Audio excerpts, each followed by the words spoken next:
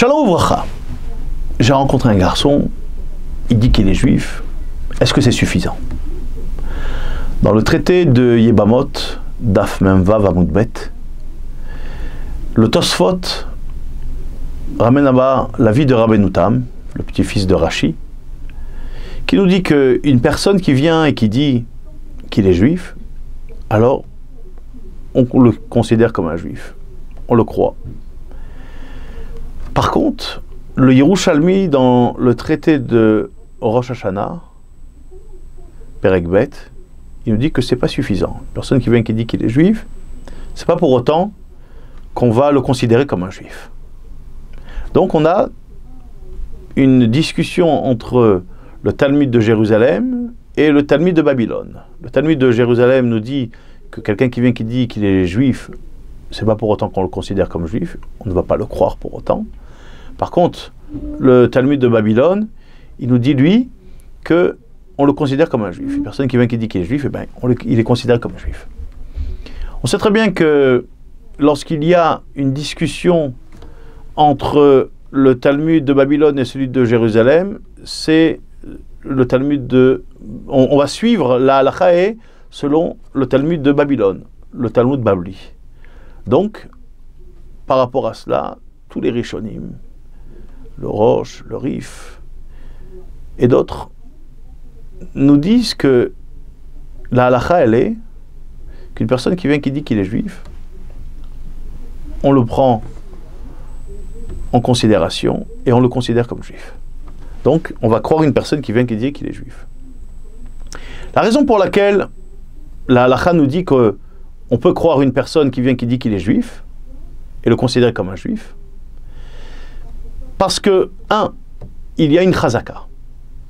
La chazaka, elle est que une personne qui n'est pas juif ne veut pas venir nous voir et nous dire qu'il est juif. Donc par rapport à cette chazaka-là, une personne qui vient nous dire qu'il est juif, on le prend en considération. Deuxième raison, c'est Milta Avida le Gilouye, l'homme chacré. Une chose que tôt ou tard on va l'apprendre, alors une personne ne va pas venir mentir dessus. Donc, ça sert à quoi maintenant de venir et de dire qu'il est juif? C'est après, tôt ou tard, on va apprendre que c'était faux.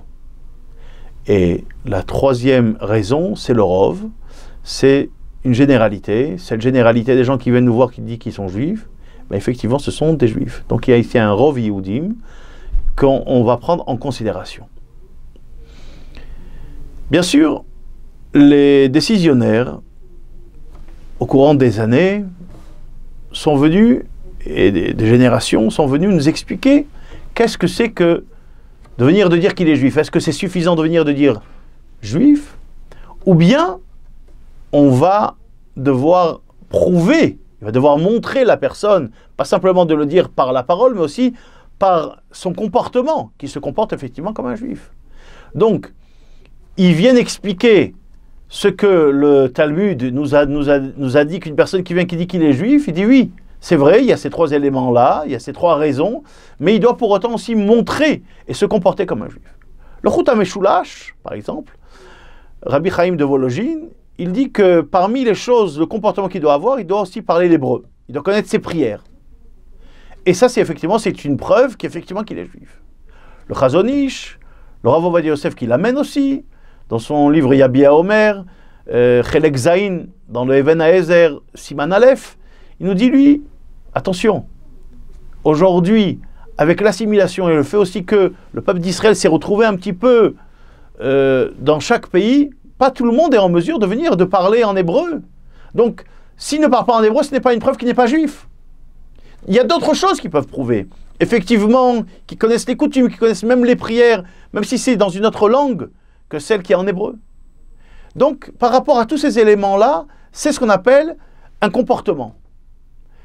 Le rabbi de Lubavitch avait écrit une lettre à l'époque au grand rabbinat d'Israël en disant il faut qu'il y ait une loi qui passe en Israël, miou Yehudi, qu'on puisse enquêter de savoir qui est vraiment un juif.